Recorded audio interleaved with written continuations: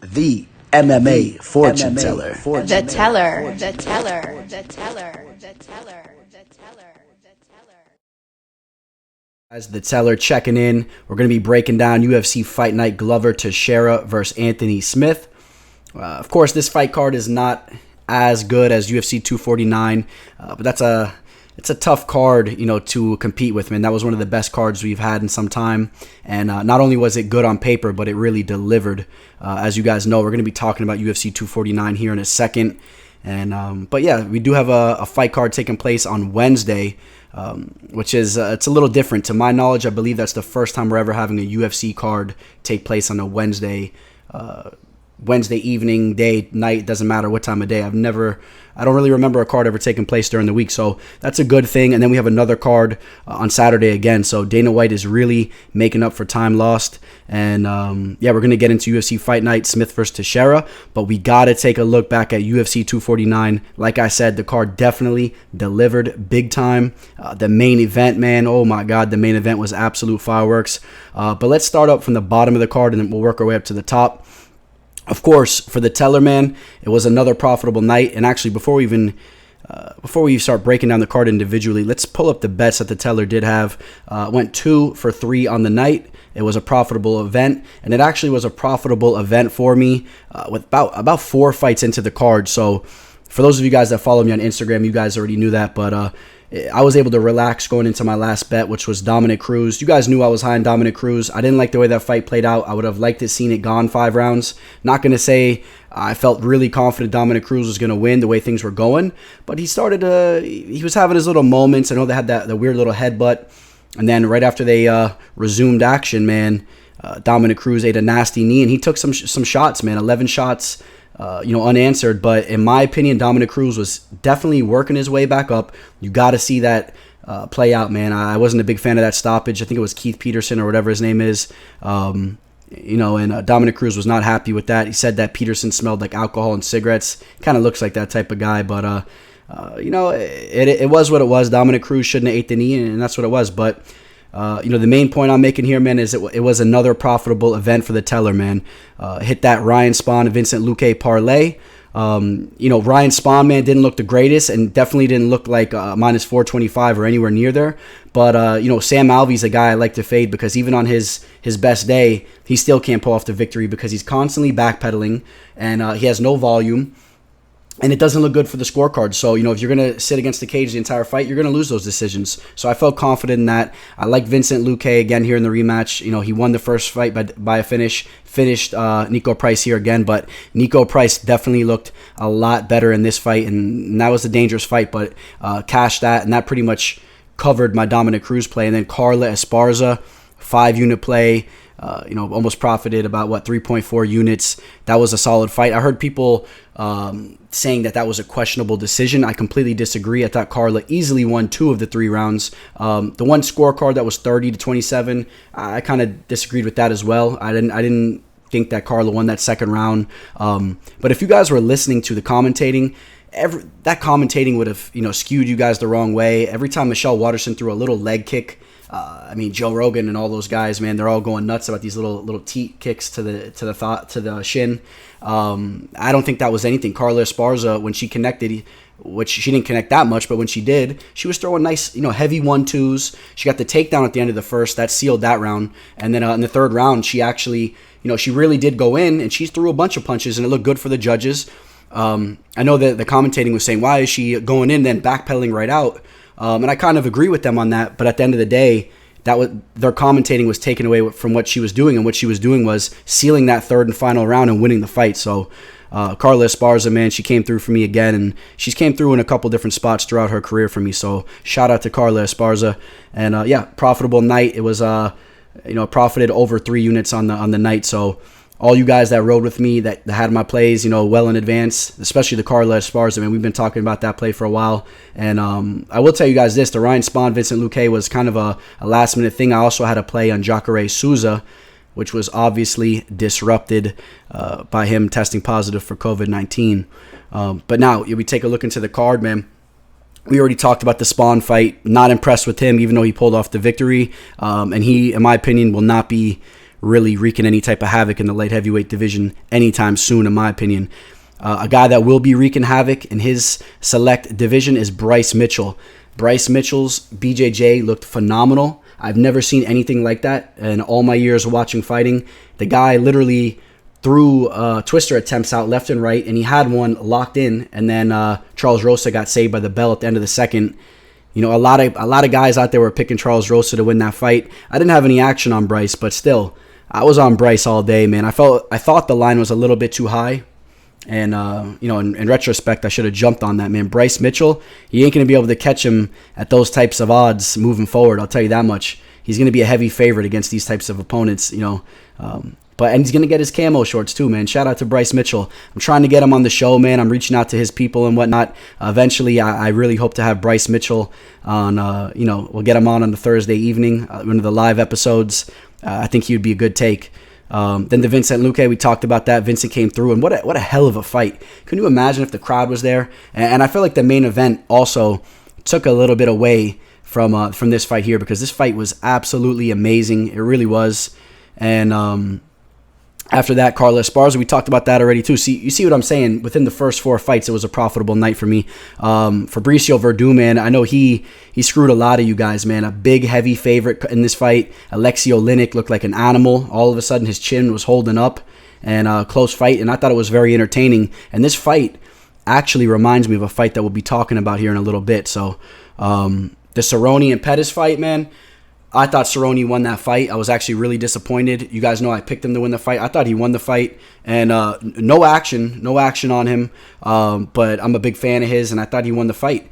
And at the end of the third round, I believe that eye poke that Anthony Pettis accidentally did to Cowboy Cerrone actually helped him win the fight, because I don't think the judges really realized that it was an eye poke, because obviously the referee didn't stop it, and it kind of came off like Cerrone was trying to get a little break because he got punched in the eye. And that wasn't the case. You guys saw the replay. He was clearly poked in the eye. Cerrone still came back with a nasty head kick at the end of that round. The first 2 rounds, he had solid takedowns. Every time Pettis threw the leg kick, man, he was catching it, taking him down. As far as I'm concerned, that's an advantage for Cerrone, man. I think that's more impressive. Eating the kick, but instantly grabbing the leg, getting a solid takedown, getting into side control, working a little bit of ground and pound. Not nothing crazy, but I thought Cerrone won the fight. I know a lot of you guys agree with me on that. Greg Hardy versus De Castro, man. De Castro, there's a reason why that guy's body looks like that, in my opinion. He's lazy, man. He got really lazy in there the last 2 rounds. I guess supposedly he got hurt, but that's one of the reasons why I didn't bet him, because I did pick him to win the fight, but I knew it was definitely iffy with a guy like that. I like the value on him kind of, but he's too questionable. His body, he needs to shed some of that weight off, take the game a little bit more serious. Jeremy Stevens and Calvin Kattar, man, what a nasty knockout by Kattar. That guy is so fluid on the feet. He's a true threat, and I expect to see Calvin hold gold inside the UFC within the next couple of years. I expect him to be holding gold one of these days. So, and then that leads me to Francis Ngannou versus Rosenstruck. That fight, oh my God, man. That fight, of course I went with Ngannou. I know a lot of you guys did too. That knockout was one of the nastiest knockouts I've ever seen in my life. I never seen a guy go out there and make such another grown man just look inferior to him, just as far as the physicality went, and as far as them just going in and engaging. Jairzinho actually did catch Francis. I don't know if you saw that. He hit him first, right on the jaw, man. Francis ate it, and then eventually just knocked out Jairzinho. Cejudo and Cruz, we talked about that already, and then that brings us to the main event. One of the best fights I've ever seen. Justin Gaethje looked flawless. Tony Ferguson, that guy's chin is amazing, and in my opinion, it might be the best chin I've ever seen in MMA, period. And honestly, I'll tell you the truth, what I was thinking in that fight, man. I saw Gaethje just taking over after the second, even though the second was a little weird. He got dropped. But once he started to take the fight over in that third round, I was just thinking in my head, I'm like, Tony Ferguson's chin is too good for himself, for his own being. Because the damage that he took, man, that's a different type of knockout, man. When's the last time you saw a knockout like that? It was almost reminiscent to like Rory McDonald versus Robbie Lawler 1. To see somebody just get cracked right in their nose like that and then just start twitching and doing, some weird type of dance, looking around. And Tony didn't dispute the stoppage at all. He later on, he said he wanted to keep going, but You saw that when the referee came in. I think it was Herb Dean. Once he stepped in, Tony Ferguson was just still going out, man. I don't think he knew what was going on. I think his brain froze up. It was like a computer freezing, man. It's a scary thing. And now, if Justin Gaethje gets that fight with Khabib, which is supposed to happen, I would love to see where that line's at. Because Justin Gaethje, man, in my opinion, might be the best lightweight fighter on planet Earth right now. A Justin Gaethje that's disciplined, that's not going in there just to wreak havoc and act like a fool. You know, he's very much disciplined right now, and his boxing's really coming together. Shout out to Justin Gaethje, man. What a beast. Yeah, man, so that's going to wrap up UFC 249.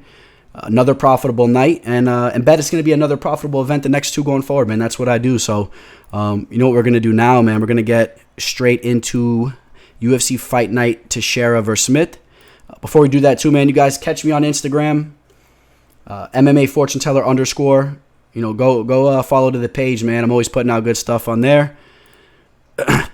Taking a look at some of the lines here in Bovada, and we'll work our way over to UFC Fight Night Teixeira versus Smith.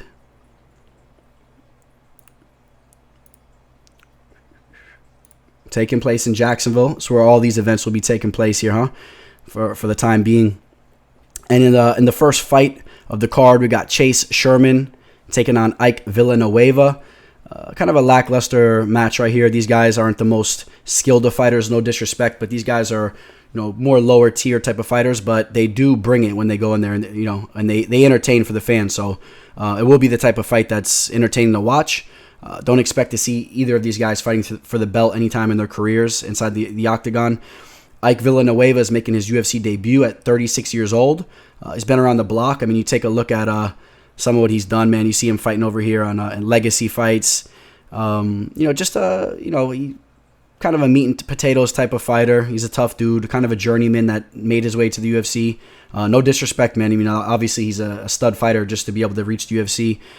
Chase Sherman is a guy that's been back and forth. You know, we've seen him just recently fighting over at Bare Knuckle FC, where there was a draw, I believe. It was a draw against Sam Shoemaker. So don't sleep on Sam Shoemaker, though, man. Sam Shoemaker actually is a pretty decent bare knuckle fighter. But, you know, you would expect a guy like Chase Sherman, an athlete that's been inside the octagon, that's really a striker, to go out there and dominate that fight, and he didn't. And that's kind of been the story with Chase Sherman throughout his career. You know, you take a look at him, 14-6. And, I mean, you take a look at some of the work that he's done. He did just beat Joey Beltran. You guys know the deal, Joey Beltran. You know, he did fight over at Island Fights as well. Got a victory since he got cut from the UFC. And he's been doing his thing, you know. Oh, excuse me, he actually lost to Joey Beltran. That's right, yeah. So he lost to Joey Beltran. And other than that, you know, he put 4 fights together, and then he had that draw. So, you know, the UFC must like this guy to give him another shot. I guess they feel like he's always entertaining. And I'm going to take Chase Sherman to win the fight. So, yeah, man, we'll do that. We'll take Chase Sherman to win the fight. Then, let's see, up next. I like this fight coming up next, actually, man. This is a guy, hopefully you'll be seeing him come on the show on a Thursday here in the next couple weeks. So that'll be a good thing, man. This guy, hopefully it's going to be a celebratory interview, too. This guy should be pulling off the victory. Brian Kelleher taking on Hunter Azure. For those of you guys that don't know about Brian Kelleher, man, this guy's an entertaining dude, man. He's always on Instagram doing Instagram live videos, smoking it up with the fans and whatnot. You can always get into contact with him. He's always a very personable guy, like I said. And he's coming off a very solid win. He's coming off a victory where he guillotined a guy that had a lot of hype. The guy coming off Dana White's Contender Series, Odie Osborne. I had Odie to win that fight, so that was an impressive fight, man, by Brian Kelleher. After coming off a tough loss to Montel Jackson, who Montel Jackson's no joke. John Lineker, those are 2 tough fighters. And now he's fighting Hunter Azure, who is a guy that it's a little bit of a step down in competition compared to those guys, Lineker and Jackson. So hopefully Kelleher keeps the ball rolling. I'm going to go with him in this fight. Hunter Azure is a guy that, you know, very tough wrestler. I believe he's from Arizona. And tough wrestler, man, that's his background. He's going to try to get takedowns. He's bulky. He's strong.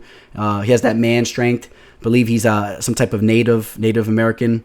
And he's a tough dude. And he's not a bad fighter, don't get it twisted. But I'm going to go with Brian Kelleher. I think that he'll be a little bit more fluid on the feet, and his guillotine is nasty. And it'll be nice. He'll get the victory, and then he'll come on the show in the next couple of weeks, and we'll all have a little hangout. Make sure you guys tune in. So Brian Kelleher to win that fight. Up next, we got Got Omar Morales taking on, pull that up in a second. Omar Morales, who was just recently scheduled to fight somebody else, so he's had a change of opponent here, pretty much on short notice, taking on Gabriel Benítez. I like Omar Morales. I like what I've seen from him. Omar Morales is a guy that has fought in Bellator, got a finish in Bellator, looked pretty good in that fight. Had his opportunity over at Dana White's Contender Series and delivered there too. So 9-0 at this point. Trains at Hard Knocks 365 with Henry Hooft. Shout out to those guys, all those guys over there. Burns, all those guys, man, if you're watching. Some of the nastiest strikers in the game right now. In my opinion, Henry Hooft is the best striking coach in MMA. So, now you got this Venezuelan athlete. He's 34 years old, but doesn't have a lot of mileage on him. His career is pretty much just starting to pick up, man. 8-0, and I'm going to take him to beat Gabriel Benítez. Gabriel Benítez, I believe he's a southpaw. He's kind of a tough dude. He just doesn't really have the skills to keep up with some of the top guys. Did look good against Sadiq Yusuff. Really actually looked good in that fight till he got finished at the end of the first. But other than that, I just really haven't seen it.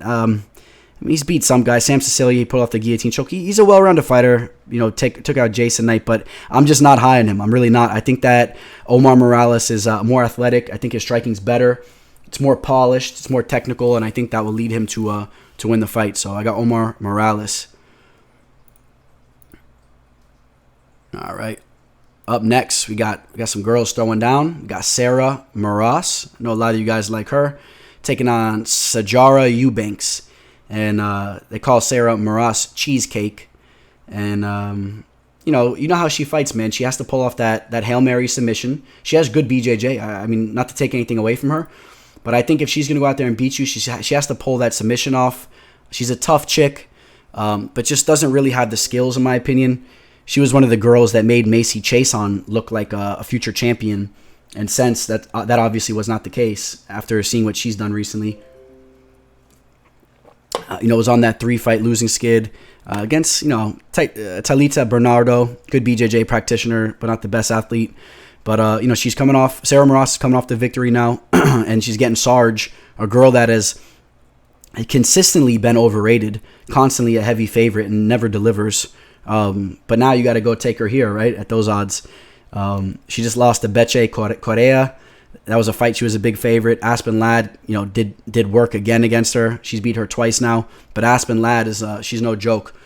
I'm going to go with Sarge here. I think Sarge's grappling is not bad. I could see her avoiding the submission from Moras, and just overall it'll look better for her. It'll look better for her, on the judges' scorecards. There's Sarah Moras over here, doing her zombie walk. When she keeps coming forward. Very tough chick. Very tough chick. But I'm going to go with Sarge. All right, let's see, man. Moving on to the next fight, we got Michael Johnson taking on Thiago Moisés. This is a pretty evenly matched fight, I guess. Michael Johnson is a guy, when he shows up, man, he could fight with the best of them, man. We've seen him take out guys like Tony Ferguson, Dustin Poirier. When he shows up, he could take you out. So looks to be in great shape for this fight. And you see him doing his thing, training with the guys out there. That guy Jackson, he's a good fighter, Jason Jackson. And Michael Johnson he's a warrior, man. When he comes out there, he comes out to fight, man. Great speed in the hands. Thiago Moisés is a guy that's doesn't really have the name, but he's a good fighter as well. He's not a bad fighter, man. This guy can show up and he could spoil your day, especially when you're a guy, Michael Johnson, that just lost to Stevie Ray. That's a fight, he had in the bag too, and he kind of let that go at the end. But I'm a fan of Michael Johnson, and I'm going to roll with Michael Johnson in this fight. I think it's going to be a stand-up type of fight, and I think that Michael Johnson's hungry right now. He's been going through some shit, man. He's coming off 2 losses. He after winning those 2 fights in a row, where if he would have really got things going, man, he could have made a push, push to the top of the division once again. But anytime Michael Johnson steps in there, it's going to be an entertaining fight. So shout out to Michael Johnson, a very entertaining, skilled fighter, and we're going to roll with him in this fight that's taking place on Wednesday. So that will lead us to our next fight. We got a legend in the game, Andrei Arlovski, taking Philipe Lins, the Brazilian. Andrei Arlovski, man, what can we say about Andrei? Andrei is a guy that still, man, 41 years old. When he shows up, you know what I mean? He could take out anybody. He's very crafty. He's a very intelligent fighter, very extreme fighter IQ when he steps into the octagon. This guy knows what he's doing, and training over at American Top Team, and he's just been in the game for so long. He's just so crafty in there. You can't really underestimate his craftiness.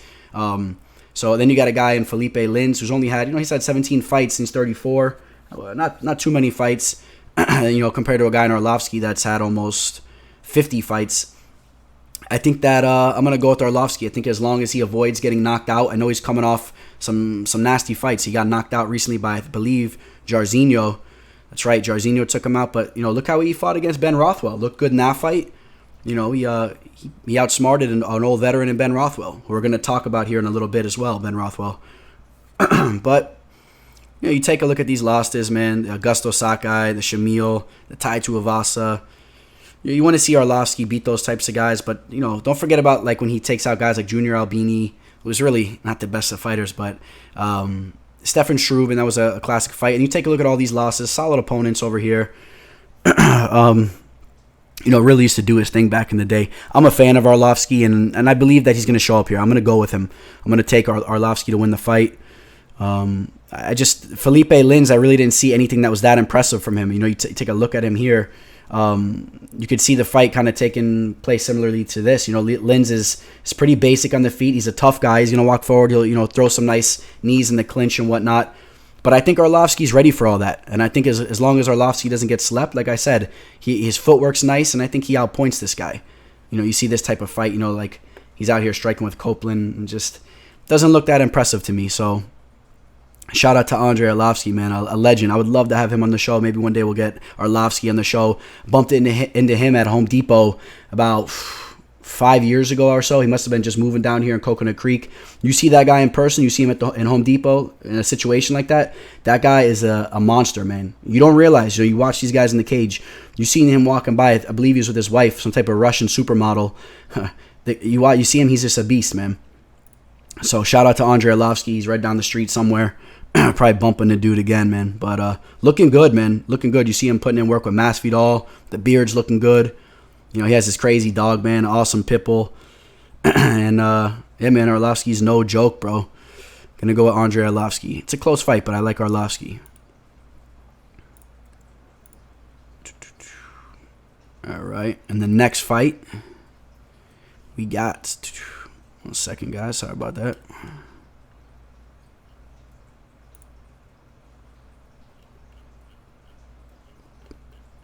If we can get the card pulled up here. Tapology's giving me a little trouble here. UFC Fight Night. Here we go. All right, so in the next fight, we got Karl Roberson versus Marvin Vettori. This is a fight I'm excited to talk about. Marvin Vettori is a guy, he could be the middleweight champion right now. Maybe if he doesn't lose that fight to Israel Adesanya, which could have gone either way, maybe he gets all those chances that Israel had.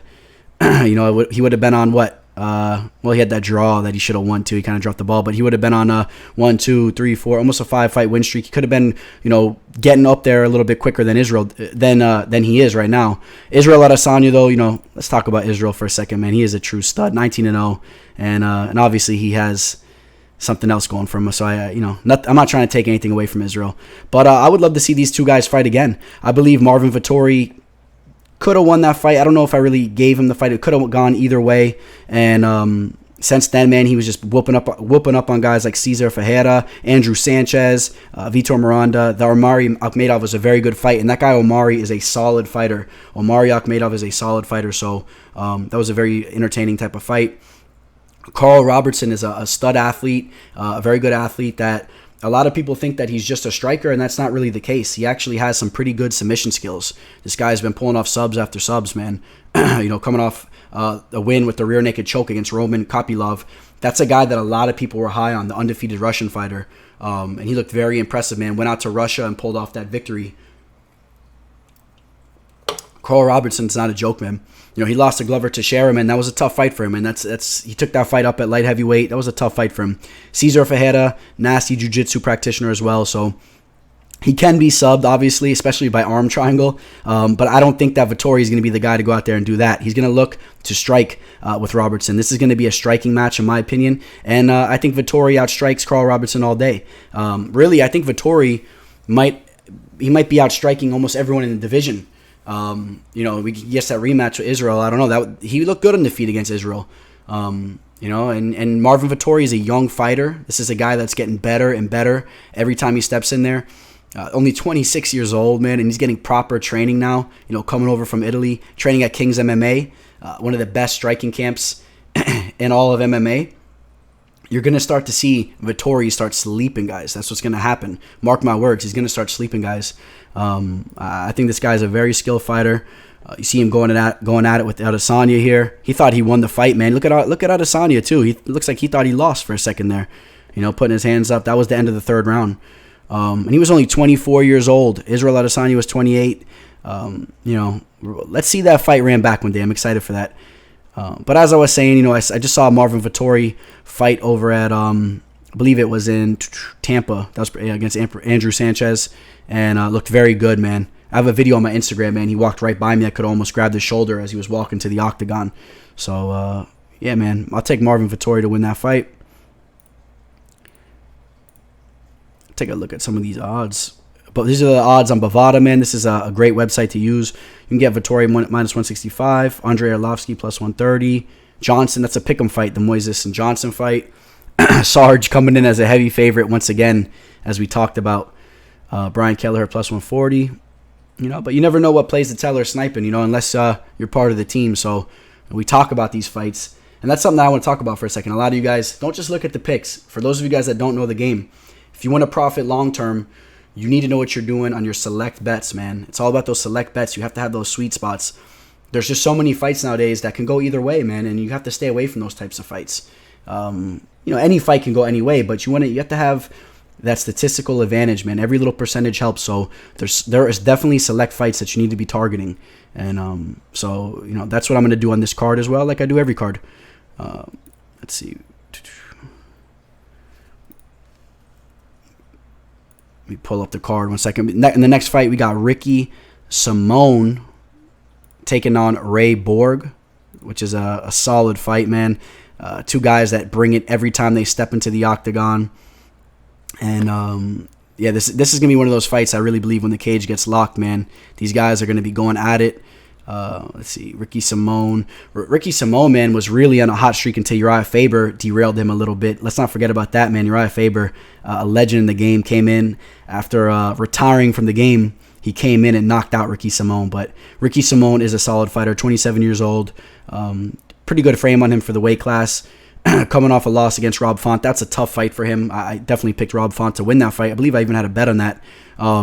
Rob Font's the real deal, and he's tall for the weight division. He had a good reach on Simón, but now he's taking on Ray Borg, and they're very similar. And Simon's the bigger of the two. So when you got two guys like this that have such a similar style, they like to wear on you. They like to keep bringing that pressure, going for takedowns. I tend to believe that the size is going to come into play here.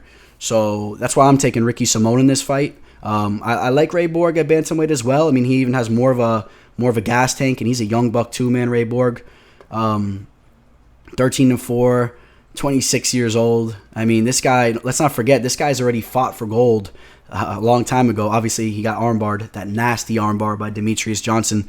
But the Casey Keeney fight could have gone either way, and other than that, it would have just been Demetrius Johnson taking him out. So Ray Borg is absolutely no joke. Let's not get it twisted.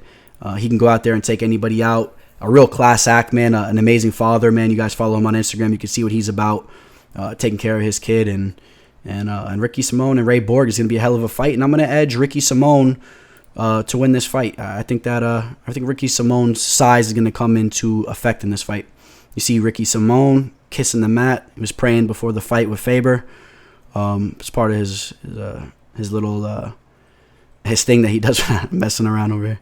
But that was an amazing fight, man. That fight, to me, I get goosebumps looking at that picture. Being such a big Uriah Faber fan, to see him come out of retirement and look the way that he did, just so impressive, man. I had to touch upon that a little bit.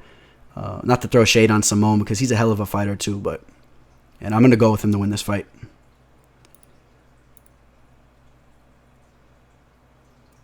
All right, so in the next fight, we got no other than Drew Dober taking on Alexander Hernandez. I think this is a hell of a fight here. Super excited for this matchup. Drew Dober's been doing his thing, coming off an amazing fight where he took out Nazareth Hapcrest. And yeah, man, that was a nice spot, man. If you had money on Drew Dober, he was a pretty decent underdog. Everyone was high on Nazareth for quite some time, the little Kelvin Gastelum, but Drew Dober was way too technical on the feet for him. And Drew Dober is going to be way too technical on the feet for a lot of guys in the division. And he's really just starting to put it together. So, let's not forget that. You take a look at Drew Dober, man. This guy's 22-9. He's pretty much been growing up inside the octagon. He's only 31 years old. He's just hitting his prime. Training over at Elevation Fight Team. They have great cardio up there, up at altitude and whatnot. And just took out Polo Reyes with the nasty left cross. That's right. The only fight that he didn't look that good in was that Beneil Dariush fight. Beneil really just outclassed him on the mat. And that's one of the holes that Drew Dober has in his game, is his grappling. And Alexander Hernandez is a grappler. Let's not get it twisted. I know we saw him come inside the octagon with his first fight against Beneil Dariush. Actually, they have a common opponent, and he slept Dariush. And people tend to think he's a striker, but he's really not. He's not that fluid on the feet. I think that was a fluke knockout. Alexander Hernandez is a guy, in my opinion, if you have money on him, you're banking on him to show up with his tenacity, his grappling. He's a very tough guy. But as far as the striking goes, man, we saw what Cowboy did to him. Cowboy completely outclassed him on the feet, and throwing knees up the middle and outclassed him really in every aspect. But I could see Alexander Hernandez coming into this fight and using his grappling and outclassing Dober on the mat. But I'm going to side with Dober continuously improving his game and working on his grappling. And I'm hoping that Dober can keep this fight on the feet where he could shine like he has been recently. And maybe he gets a knockout. I'd like to see that. I'd like to see Dober get another knockout and really start pushing up to the top of the division and getting some big name fights. Taking a look at Hernandez, man, he was getting whooped on by Cerrone in that fight. And also, you take a look at Alexander Hernandez's record, man, and what he's been doing recently. He got a robbery, man, against Trinaldo. That was a fight that he lost, so should be on a 2-fight skid. Didn't look impressive in the OAM fight. Was gassing out, just diving in for takedowns. So could be that's 2 losses in a row, but I don't want to say it could be 3 losses, but didn't look impressive in that OAM fight. And Drew Dober, in my opinion, is really getting things going right now. So, yep, man, taking Drew Dober.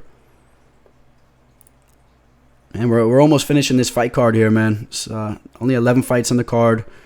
And we're at the co-main event already. So, we got Big Ben Rothwell making his second return fight. He made his return fight in his last outing. And after being out of the game for quite some time, stepping back in here again against OAM. Fights taking place at heavyweight. We're going to see how OAM looks at, not OAM, OSP, we'll see how he's going to look up at heavyweight. He's 37 years old. I guess he's getting tired of the weight cut. 2 guys that have excellent submission skills. And I said we are going to be talking about a fight on this card that reminded me of that Fabricio Werdum versus Alex Olenek fight. These guys kind of do. These guys have underrated, submission skills. Like Olenek, they're kind of bulky, but these guys pull off nasty submissions, and this is a fight that I'm excited to see. I think this is a nice matchup here. A lot of question marks. We got to see how OSP steps in, being a little bit bigger and whatnot. But OSP looked very good in his last outing. Just recently fought against, Michel Oliasejczak, the Polish fighter who had a lot of hype behind him, and he got Von Flue choked by OSP, which it should be called the OSP choke, man. That his submission skills, man, with some of these chokes are nasty. I mean, as you see here, the way he's able to lean, put his body pressure, man, put those pressure points in, cut off the blood circulation. He really understands that very well. And he's also a stud athlete, a linebacker for Tennessee in college. You see him doing his little fraternity thing there. A solid fighter. And this is a good fight. Ben Rothwell, he's the big boy. He'll definitely come into this fight the bigger fighter. Has the submission skills too. He's going to be trying to walk OSP down, maybe get some takedowns and whatnot. I'm going to go with OSP. I think he's a little bit more fluid on the feet. I think OSP's submission skills are just as good as Rothwell's. So I don't expect him to be outclassed there. Although I could see Rothwell using his size to somewhat dominate this fight, get OSP tired, maybe pull off a submission. There's been certain times where OSP's looked a little flaky to me To be honest with you guys, I feel like sometimes he doesn't really show up. He kind of slows down in there. But I'll still take an OSP over a Ben Rothwell that looked like he looked in his last fight. Of course, that was coming off the long layoff where he got caught for a failed drug test. So kind of like a Fabricio Werdum. All of a sudden they step in there and they don't look like the same fighter that they were before that drug test too. I mean, think about that. I mean, the writing's on the wall. Fabricio Werdum, I mean, I know he's aged and whatnot, but he was carrying a lot more fat. And he didn't lose his chin, though. His chin got better. That was the time off, I would say. But I want to see Werdum get back in, but he's not the same fighter at all. Striking's there, man, but he looks like he's getting tired. And, he was getting on top, man. He had top position. Werdum back in his day, man, when he was doing whatever he was doing and he was in his prime, when he got top position like that, man, he's working for the sub. He's going to get that sub. Yesterday, man, he was too tired, man. He had the arm bar. He's digging for it. He was getting too high, falling off, and you gotta pay attention to that. And that correlates to Ben Rothwell, man. Ben Rothwell didn't look that good in his last fight at all. And that was after failing that drug test. So I'm going to go with OSP, a guy that, to my remembrance, has never had any problems with drug tests or anything like that. All natural, man, a solid athlete. And, man, Stefan Struve. Oh, that's right. So, yeah, he did get that victory over Stefan Struve. But the fight that I'm talking, so excuse me on that. The fight I was referring to was the Andrei Arlovski fight. The fight before that. Excuse me on that. So he did look a little bit better in his last fight. But Stefan Struve, shout out to Stefan Struve, big fan. But Stefan Struve has not looked the same, man, as he's made his return after the ordeal that he went through. So I don't really hold that in too high regards. I'm going with the OSP to win that fight. All right, sliding right to the old main event, and we got no other than Anthony Smith and Glover Teixeira. This makes for an entertaining fight. I think this is an entertaining matchup. Two guys that have been around the block. One's 40 years old, one's 31 years old. A little bit of a difference there, but yeah, man, it's which is one of the main factors I'm leaning towards Anthony Smith. He has youth on his side, and he's been getting in his training, man. He got in his training in the middle of the night. Some random lunatic went in his house. I'm sure you guys all heard about that. And just to touch upon that, I'll give my take on that. For those of you guys that don't know, Anthony Smith had a guy break into his house. He came out of his room. I guess he saw him by the door or whatnot. And the way he described it is he had the fight of his life with this guy who was obviously on drugs and whatnot. And he got like top position. He was holding him. And, eventually one of his relatives handed him a knife, but he didn't know if there was other guys there and whatnot. He said that he was kind of freaking out and they really went at it and he couldn't knock him out, couldn't put him unconscious. When your relative gives you that knife, I don't understand. I don't care what you guys say. Oh, you don't know into that type of situation. You know yourself. If you don't know yourself, being on Earth this long, as soon as that relative would have handed me that knife, I would have been decapitating the guy. Just completely cutting off his head or whatever, just gutting him. You come into someone's house with their family, their kids there, and you don't know what's going on. And if you did think there's more people downstairs, that's even more reason why you need to take him out and you got to fucking end him. And then you got to go look to see if there's anyone else in the house. I know people say easier said than done, but people that have been through situations in life, what kind of guy you are, what kind of situations you've been in. Me being in certain situations I've been in, I know what I would damn well do. And I'm not a fighter in the UFC. I'm not saying I could take Anthony Smith on in a one-on-one, but this is the type of guy, in my opinion, he's more of a fighter in the cage, but I don't know about what kind of fighter he is. Not to throw shade at him, man, but come inside my house with my kids, my daughters and whatnot, and go back, get the gun and end him. Do whatever you got to do, man. But back to this fight, I edge Anthony Smith to win this fight. When he steps into the octagon, he's a killer. He's a savage. He goes in for the kill and finishes guys, man. He really does. He finishes guys. That Shogun fight was disgusting, the way he finished Shogun. And that was really when he was going on to tear, man. He had the victory over Volkan Ozdemir, who's been looking amazing.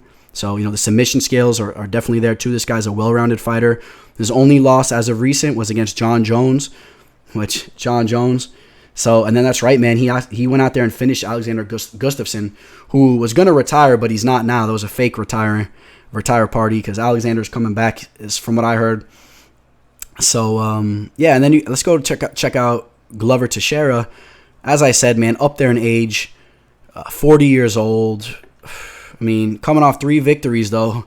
The split decision victory against Nikita Krylov. He was crafty in that fight. He looked good in that fight and took out Ian Cutelaba. Cutelaba's a guy that's more tough than he is skilled at that point. So Teixeira is going to beat a guy like that all day. You know, he's so crafty in there with the submission skills, the striking and all. And then the Karl Roberson fight too. We talked about that fight earlier. He really looked good in that fight with the submission, man. He has solid submission skills, and he can go out there and box with anybody. To me, though, on the feet, he's just looked like he's slowed down, you know, throughout the last couple of years. Even in these victories, he's kind of slowed down a little bit, and I think Anthony Smith will be a little bit quicker with the striking. And Anthony Smith's, man, he's rolling right now. I got to go with Anthony Smith. He has knockout power, and you get Glover the way he is up there in age. He might be due for getting knocked out, man. 5-round fight. These guys are going to be banging it out. But, you know, Glover Teixeira can knock anybody out as well. So, you know, can't forget about that.